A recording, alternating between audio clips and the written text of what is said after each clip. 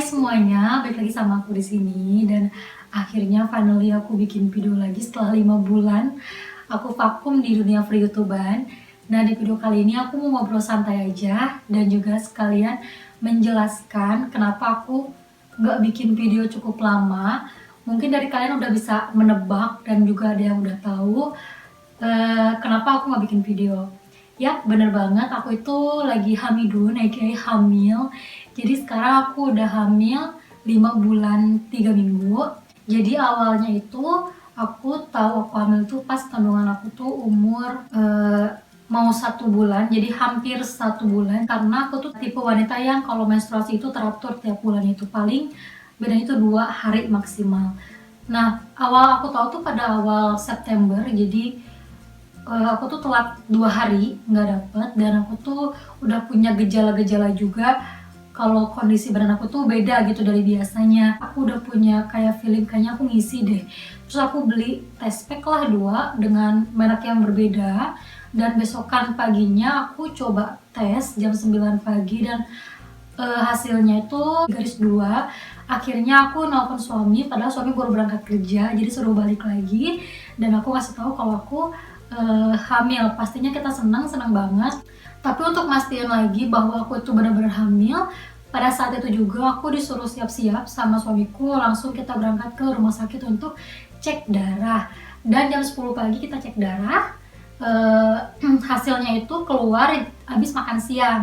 Tapi kita nggak nungguin hasil di rumah sakit, walaupun rumah sakitnya deket dari sini. Kita mutusin untuk balik. Kalau itu hasil tes kesehatan semua kesehatan kita itu, walaupun dari rumah sakit mana, bakal masuk ke akun kesehatan kita, jadi ada aplikasinya gitu. Akhirnya dokter nelfon suami bahwa hasilnya itu positif dan udah diupload di akun kesehatan aku. Dan ya udah, akhirnya itu udah pasti aku hamil. Dan selanjutnya dokter ngasih tahu kalau aku harus tes darah full. Jadi tes darah full itu mencangkup asupan-asupan zat-zat yang ada di dalam tubuh aku, mulai dari tekanan darah, kandungan mineral, vitamin, dan lain-lain. Nah, beberapa hari kemudian aku akhirnya tes darah full di rumah sakit sini di Kurtun, dan hasilnya itu keluar 2 hari atau 3 hari kemudian di akun kesehatan aku. Tapi kan kita nggak ngerti tuh bahasa dokter tuh kayak gimana kan, otomatis kita butuh penjelasan dari dokternya langsung. Akhirnya aku datang langsung ke rumah sakit lagi untuk gimana hasilnya, bagus atau enggak, dan alhamdulillah semuanya itu bagus. Dan singkat cerita, pada saat kandungan aku masuk dari bulan 1 ke bulan 2, aku udah mulai mabok, muntah-muntah gitu. Dan frekuensi si muntah itu masih terbilang normal, karena seharinya itu paling banyak 3 kali. Itu masa kandungan aku 1-2 bulan. Tapi pada saat kandungan aku 2-3 bulan, itu frekuensinya itu langsung cepat banget naiknya. Bahkan ada di minggu berapa aku itu sehari 8 kali muntah. Jadi bener-bener muntah banget, harus bed rest. Aku lihat screen handphone aja tuh udah muntah. Dan selama 2 minggu atau 3 minggu aku ke rumah sakit seminggu 3 kali untuk infus serum vitamin, karena gak ada makanan yang bisa aku makan pada saat itu. Jadi aku cuma bisa makan apel, pisang, jus strawberry, sama 1 buah lagi orange, jeruk. Jadi cuma 4 makanan itu yang bisa aku makan. Aku yang tipe orang suka banget minum air putih pada awalnya. Jadi aku tuh, kalau kata suami aku tuh kayak galon. Jadi minum air putih itu benar-benar banyak banget tiap harinya. Pada saat itu aku minum sedikit aja langsung muntah, guys. Dan muntahnya itu separah itu karena cairan lambung pun sampai keluar lagi, dan tenggorokan aku tuh sampai sakit banget, iritasi saking sering banget muntahnya. Bener-bener tidur doang, istirahat total, dan sedih banget pada saat itu karena aku nggak bisa ngurus suami, nggak bisa ngurus rumah juga. Jadi pada saat itu suami aku tuh kalau nggak makan makanan di luar, ya masak yang simple kayak telur, makan keju, dan lain-lain. Singkat cerita, syukurnya tuh itu nggak berlangsung lama, karena ketika aku nanya ke kakakku, ada beberapa kasus yang bahkan sampai trimester 2, trimester 3, dan alhamdulillah aku berhenti, mulai membaik. Di kandungan aku 4,5 bulan tuh udah mulai bener-bener membaik banget. Jadi 2 ke 3 itu bener-bener parah banget muntahnya. 3 ke 4 itu mulai frekuensinya itu balik lagi ke awal, cuman 2-3 kali, maksimal 4 kali. Jadi muntah aku itu bersih, beresnya itu pada 4 bulan, lebih semingguan deh, itu udah benar-benar beres banget, gak muntah sama sekali, malah makan tuh banyak banget. Dan juga ketika aku muntah parah itu di 2 ke 3 itu berat badan aku tuh turun drastis banget. Gak drastis sih, karena aku tuh kan kurus, udah mah kurus cuma 46 kilo, turun 2 kilo jadi 44 kilo. Dan aku sempat khawatir nanya ke dokter apakah itu bakal masalah atau enggak. Di bayiku dokter bilang nggak apa-apa, nggak akan masalah karena bayi punya asupan gizinya tersendiri. Dan juga aku dibantu sama serum vitamin infus yang aku dapat di rumah sakit seminggu 3 kali itu. Jadi dokter bilang ke aku, nggak apa-apa, makan aja, paksain walaupun dimuntahin lagi. Dan juga yang terpenting berat bayi itu normal. Jadi walaupun berat badan ibunya turun, yang penting berat bayinya itu normal pada saat usia kandungan bayi tersebut. Jadi ya udahlah, akhirnya aku udah berhenti tuh muntah. Dan sekarang aku baru sempat lagi bikin video dan baru lagi ada mood untuk bikin video, karena setelah aku berhenti total muntah dan udah mulai membaik lagi, udah normal lagi, aku nyicil beresin rumah karena rumah bener-bener kayak kapal pecah. Jadi gorden aku cuciin karena udah debu gitu. Dan aku udah mulai ngelapin apa sih, kayak kabinet kitchen, karena kan dapur aku tuh warna putih, dan kalau hari rumah kan dia gak pernah ngelap gitu kan, jadi takutnya agak menguning gitu. Pokoknya aku bener-bener bersihin total, sampai jendela-jendela semuanya aku bersihin. Jadi itu sedikit cerita kondisi kehamilan aku selama dari awal sampai saat ini. Kandungan aku berumur 5 bulan 3 minggu. Dan sekarang aku akan sedikit menceritakan tes apa aja yang aku jalani selama hamil di sini atau di Turki. Jadi awalnya itu kita pasti disuruh tes darah untuk memastikan bahwa kita tuh benar-benar hamil, bukan cuma dari tes pack. Yang kedua, beberapa hari kemudian dokter nyuruh kita balik lagi untuk tes full, tes darah kesehatan full, dan juga tes urin. Jadi dokter mengecek zat-zat yang ada di dalam tubuhku, dari mulai darah tinggi, tekanan darah tinggi, kadar gula, mineral, vitamin, dan lain-lain. Walaupun kita udah pernah tes sebelum nikah di sini, itu dites lagi karena kan takut ada perubahan ya setelah stay di sini beberapa lama. Terus ketika kandungan aku 1,5 bulan, aku dikasih vitamin asam folat, itu gratis, di cover sama pemerintah dan asuransi. Tapi aku cuma minum selama seminggu karena aku ganti ke vitamin yang lain yang lebih komplit kandungannya. Itu namanya itu Inet, kalau nggak salah, aku harus bawa, ada di kamar mager. Jadi yang dimana kandungannya itu udah termasuk asam folat di dalamnya, omega 3, minyak ikan, dan lain-lain. Itu atas saran dari kakak ipar aku, kakaknya Haidar, karena kebetulan kakaknya Haidar itu dokter tapi bukan dokter kandungan. Jadi selama dia hamil tuh minum vitamin apa aja dia rekomendasiin ke aku gitu. Nah, aku minum sampai sekarang masih minum vitamin itu. Dan itu vitamin itu, si Inet itu nggak di cover sama pemerintah ataupun asuransi. Jadi kita pakai uang pribadi kita. Itu 80 tele, sekitar hampir 200 ribuan. Pokoknya isinya itu sekitar 25 kapsul. Jadi untuk 3 mingguan, hampir sebulan. Dan aku melakukan USG pertama itu ketika kandungan aku umur, jadi hampir 2 bulan, beberapa hari lagi 2 bulan, aku pergi ke rumah sakit. Jadi bukan rumah sakit sini, karena di rumah sakit Kurtur ini itu nggak ada dokter kandungan. Jadi udah 5 tahun posisi dokter kandungan itu kosong di RS ini, karena distriknya itu kecil banget. Aku nyari rumah sakit tapi beda provinsi, jadi bukan di provinsi Gumushane yang di pusat, yang di kotanya, yang di Merkez, enggak. Karena aku tuh dokternya direkomendasiin sama ipar, sama kakak ipar aku. Jadi dia punya teman dokter kandungan, dan dinasnya itu kebetulan nggak terlalu jauh dari sini, yaitu di provinsi Giresun, distrik pertama Giresun yang deket sama distrik aku ini. Jadi sekitar 1,5 jam rumah sakitnya dari sini. Walaupun rumah sakit yang di Gumushane yang provinsi itu lebih dekat, sekitar 1 jaman, tapi aku lebih milih ke rumah sakit sana karena dokternya itu bisa bahasa Inggris. Yang terpenting itu rekomendasi dari keluarga Haidar gitu. Jadi udah aku kesana, dan itu USG pertamaku. Itu USG-nya 3 dimensi yang biasa aja untuk mengecek apa sih, detak jantung si bayi, terus berat badan dan lain-lain. Nah, pada saat aku kesana, tes yang di sini yang di Kurtum dilakukan itu masih kurang lengkap untuk rumah sakit sana. Mereka menyarankan aku untuk tes ulang, tes darah ulang, dan itu lebih banyak dari tes darah sebelumnya karena masih ada 2 tes yang kurang kata pihak rumah sakit sana, kata dokter sana. Akhirnya aku ya namanya juga untuk bayi ya, akhirnya udahlah aku tes lagi. Dan setelah dari rumah sakit sana, aku harus tes Down syndrome pada bayi. Jadi kalau di Turki itu tes sindrom Down syndrome pada bayi itu wajib dilakukan untuk semua ibu hamil. Nah, aku tes sindrom itu pada kandungan umur 3 bulan. Tapi di rumah sakit itu tuh nggak bisa, jadi nggak ada tes untuk Down syndrome bayi. Dan aku harus pergi ke rumah sakit yang lebih besar lagi. Akhirnya setelah kita nyari-nyari dan juga kebetulan ada 2 sepupunya Haidar yang lagi hamil, yang satu udah baru melahirkan, satu lagi hamil tua, dan mereka merekomendasikan aku ke rumah sakit tersebut. Si rumah sakitnya itu masih rumah sakit pemerintah, tapi ini kayak rumah sakit Hermina, jadi khusus ibu dan anak. Itu lebih bagus, lebih spesifik, dan kata mereka ada dokter yang bagus banget di situ, dan aku disarankan untuk ambil appointment atau jadwal dari si dokter tersebut. Dan akhirnya aku pergi ke sana, dan akhirnya aku tes, dan ternyata lagi masih ada 2 lagi tes yang sebelumnya belum aku lakukan.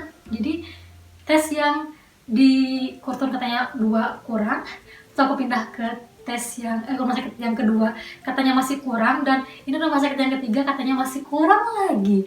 Dan akhirnya ya udah aku tes ulang lagi untuk ketiga kalinya, tes darah ya, bukan tes Down syndrome pada bayi. Karena yang si 2 tes itu yang belum aku lakukan lagi katanya tuh penting banget untuk dilakukan. Jadi ya udahlah, tes lagi dan ambil darah lagi banyak. Jadi ya udah nggak apa-apa. Karena kalau tes darah kayak gitu tuh harus dari 0 lagi guys. Jadi nggak bisa tuh kayak misalnya ada 8 tes kurang harusnya 10, 2 cuman 2 yang dites, nggak bisa. Jadi kalau dari awal kurang harus dari 0 lagi. Jadi ya udahlah, aku tes kan, tes Down syndrome, dan sekalian aku USG lagi pada saat umur kandungan aku 3 bulan. Dan ternyata emang dokternya sebagus itu, walaupun nggak bisa bahasa Inggris, tapi bagus banget karena sedetail itu. Yang biasanya pengalaman aku udah 2 kali USG itu cuma di tes gitu doang, beberapa detik doang. Tapi ini dokternya tes aku beberapa menit, sampai bener-bener aku tuh ditekan banget gitu loh, berulang-ulang dikasih kayak gel yang buat USG itu sampai berkali-kali, karena sedetail itu pengen lihat kondisi bayi, bener-bener sedetail itu, walaupun baru 3 bulan gitu kan. Dan dokter pun udah bisa tahu jenis kelamin bayi aku itu katanya 80% laki-laki. Dan 3 hari kemudian dokter menyarankan untuk nelfon dia atau nggak datang ke rumah sakit untuk mengetahui atau membaca hasil tes tes Down syndrome pada bayi itu. Nah, kos-kosan Bumil sekarang dikit-dikit capek lebay. Jadi ya akhirnya udah 3 hari tuh Haidar coba nelfon tapi nggak diangkat-angkat sama dokternya, karena emang dokternya itu schedule-nya itu padat banget. Bahkan aku tuh untuk dapetin jadwal dia tuh susah banget dan full terus loh. Jadi aku tuh appointment dokter itu tuh 2 minggu atau 3 minggu sebelumnya, sejauh itu, saking emang ngantrinya pasien yang pengen ke dia gitu. Dan gak diangkat, terus besokannya lagi gak diangkat. Akhirnya kita coba untuk ngirimin si hasil tes itu ke ipar aku, dan nyuruh ipar aku untuk mungkin punya teman di rumah sakitnya dokter kandungan untuk ngebacain. Dan ternyata itu tuh tes yang diupload itu nggak komplit. Jadi harusnya 3 lembar apa 2 lembar, itu cuma 1 lembar yang diupload. Jadi kita nggak tahu hasil akhirnya, nggak bisa lihat gitu. Karena katanya itu mencakup daripada privasi si pasien, si tes itu tuh, jadi nggak bisa dipublikin atau apalah, nggak ngerti, pokoknya cuma 1 lembar. Dan mau nggak mau kita harus datang dong ke rumah sakit. Tapi ipar aku bilang udahlah datang aja ke rumah sakit yang di Gumusyane yang lebih dekat, yang cuma 1 jam gitu kan. Karena FYI rumah sakit yang ketiga aku itu masih di Giresun, tapi di Merkesnya, di City-nya, lebih jauh daripada rumah sakit yang sebelumnya, walaupun satu provinsi. Jadi sekitar 2 jaman lah ke rumah sakit itu tuh. Akhirnya udahlah kita mutusin untuk pergi ke rumah sakit yang pemerintah yang di Gumusyane. Ternyata dokternya juga nggak bisa lihat. Kenapa? Karena katanya harus ada approval dari dokter yang ngetes aku, dan emang harus datang ke dokter yang ngetes aku. Jadi nggak bisa sembarangan karena itu menyangkut balik lagi ke privasi daripada pasien. Jadi emang si tes Down syndrome itu nggak bisa kayak tes tes darah yang bisa dilihat oleh semua dokter, tapi katanya itu ada passwordnya atau apalah, nggak ngerti. Dan dokter yang di Gumushana itu bilang kalau mau tes ulang boleh, tapi balik lagi dari nol, tes darah lagi, tes Down syndrome lagi, yang gitu itu pokoknya bener-bener yang udah aku jalankan sebelumnya itu kayak sia-sia gitu lah, hangus gitu ibaratnya. Jadi aku pikir udahlah gitu kan. Lagian juga dokter yang di sini yang di Gumusan itu nggak rekomendasi karena aku udah ketemu langsung, jadi nggak friendly. Terus dokternya itu kayak mau nggak mau gitu loh meriksanya itu lah, tau lah kalian kalau dokter yang emang niat dan nggak niat gitu loh. Jadi udah mau nggak mau akhirnya aku ngecek jadwal dokter tersebut, ternyata full. Jadi sampai bulan berikutnya itu dokter nggak punya jadwal kosong, appointment kosong untuk pasiennya. Jadi emang udah full dan kita bingung dok, gimana nih, ditelepon nggak diangkat, terus kita mau bikin appointment juga udah full sampai bulan depan, nggak bisa ditunda-tunda kan. Akhirnya kita nyari tahu ternyata bisa dilihat asalkan oleh dokter rumah sakit tersebut. Jadi akhirnya kita pindah dokter, bukan dokter yang atas aku, tapi masih di rumah sakit yang sama, dokter kandungan. Dan ternyata dokternya tuh lebih muda, lebih friendly, bisa bahasa Inggris, sama detail juga. Jadi emang kayaknya sih itu rumah sakit dokternya bagus-bagus sih, dokter kandungannya. Jadi alhamdulillah kita dapat jadwal walaupun beda dokter. Terus kita datang dan dibacain lah hasilnya, itu 99% normal, 1% kemungkinan Down syndrome. Aku kaget dong, ada 1%-nya kan. Terus akhirnya aku kepikiran, aku nelfon lah kakak ipar aku, nggak usah khawatir karena semua dokter pasti bilang kayak begitu. Jadi yang 1% itu kalau Allah udah berkehendak ya berkehendak gitu. Jadi jangan terlalu dipikirin, takutnya stres gitu. Nah udah tes Down syndrome, ini aku disuruh appointment untuk USG 4 dimensi pada umur kandungan aku 4 bulan, jadi bulan berikutnya. Tapi ternyata ipar aku bilang, katanya kalau USG di pemerintah itu nggak dapet printan foto USG bayi itu loh, yang buat kenang-kenangan itu. Jadi cuman di cek aja, nggak bisa di print gitu. Nah sementara kita tuh pengen ada kenang-kenangan, jadi akhirnya kita putusin untuk pergi ke rumah sakit swasta. Akhirnya kita nyari rumah sakit swasta yang ada di daerah Gumushane. Dan akhirnya aku USG untuk mastiin gender. Aku tes, lihat kondisi bayi, berat badan, panjang bayi, terus gitulah pokoknya udah ada bentuk tangan-tangannya gitu. Terus lucu banget ya pertama kali. Terus ada tak bayinya, itu yang penting katanya, frekuensinya normal atau enggak. Terus air ketubannya cepat atau enggak gitu-gitu. Aku tes semuanya komplit. Dokternya udah lumayan tua tapi dokternya bagus, detail banget. Bisa sedikit bahasa Inggris, lumayan kita bisa dialog. Dan oh iya FYI juga, kalau rumah sakit pemerintah itu biasanya untuk dokter kandungan itu yang masuk ke ruangan dokter itu cuman diperbolehkan si wanitanya, si istrinya. Jadi si prianya nunggu di luar, si suaminya nunggu di luar maksudnya. Tapi pengalaman aku selalu masuk sama Haidar. Nah aku nggak bisa bahasa Turki, jadi dokternya tuh maklum gitu loh. Kalau aku bahasa Turki kan masih terbatas, jadi ya gimana ngomongnya gitu. Jadi Haidar ikut ke dalam. Katanya kalau operasi itu kebanyakan rumah sakit pemerintah itu kalau ngelahirin tuh suami tuh benar-benar nggak boleh masuk ke ruangan operasi ketika kita ngelahirin tuh nggak boleh. Jadi cuma boleh tuh perempuan lagi, kalau nggak ibu ya mertua, kakak ipar atau kakak kita yang perempuan itu baru diperbolehkan. Oh iya, jadi ketika aku kandungan 3 bulan aku dikasih obat tambahan lupa. Jadi ketika umur hampir 2 bulan kan asam folat tuh dikasih sama dokternya, tapi aku ganti. Terus yang umur kandungan aku 3 bulan aku dikasih obat lagi vitamin D, tapi aku ganti juga.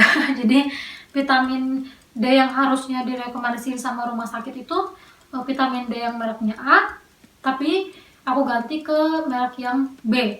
Dan yang merek B itu nggak di cover sama asuransi, jadi kita bayar sendiri. Itu harganya tuh 100 ribuan lebih, 100 ribu lebih, 20 ml, cuma sedikit, tapi kita minumnya juga sehari cuma 2 tetes. Tapi kalau untuk vitamin D yang direkomendasiin sama pemerintah itu sehari 4 tetes. Itu gratis. Kenapa aku nggak pakai rekomendasi dari pemerintah vitamin D-nya? Karena itu ada parabennya. Pokoknya bukan bermaksud aku nggak mau pakai obat yang di cover sama asuransi, enggak, sama itu tetap bagus. Tapi berhubung karena beberapa keluarga Haidar itu medis, dokter, jadi mereka selalu menyarankan untuk pakai yang second choice, pilihan yang kedua gitu. Jadi aku yaudah, aku nurut aja kan sama mereka yang lebih mengerti. Terus ketika kandungan aku umur 4 bulan, aku dikasih lagi vitamin, obat, itu untuk darah, obat darah. Dan aku pakai obat tersebut itu di cover setengahnya sama pemerintah, sama asuransi. Aku cuma bayar 20 TL atau sekitar 40 ribuan. Dan terakhir aku check up di rumah sakit sini, Fortune, itu cek detak jantung bayi. Tapi cuma detak jantung, jadi nggak ada layar kayak gambarnya. Cuma pakai kayak alat stick gitu, cuman dengerin suara detak bayi aja normal atau enggak. Itu yang terakhir aku tes kemarin. Dan aku bisa tes itu sekitar 2 minggu sekali sama mau aku kalau ngerasa kandungannya itu gak ada gerakan dari bayi. Karena ketika kandungan aku umur 4 bulan tuh bayinya udah mulai ngerasa kayak gerak-gerak gitu. Jadi dokter bilang kalau ngerasa bayinya diem aja, datang aja kapanpun, karena itu dokter keluarga. Jadi paling itu aja sih yang bisa aku share selama kehamilan di sini. Mungkin untuk ibu-ibu lain yang tinggal di sini yang ada yang berbeda atau mungkin aku ada yang terlewat, boleh nambahin di kolom komentar, silakan. Mungkin di video selanjutnya aku bisa bikin video lagi secara normal, jadi daily vlog aku dan kegiatan apa aja yang aku jalani selama hamil. Karena selama hamil ini aku sering pilates dan juga aku udah jarang masak karena kebiasaan waktu pas mabuk itu aku nggak pernah masak sama sekali. Jadi sampai sekarang aku masak cuma suka-suka aja. Oh iya, terima kasih kepada kalian yang udah nungguin video aku selalu dan selalu nanya kapan upload video dan mengkhawatirkan aku, takutnya aku kenapa-kenapa karena nggak upload video. Takutnya aku corona ya. So, thank you for watching. See you in the next video.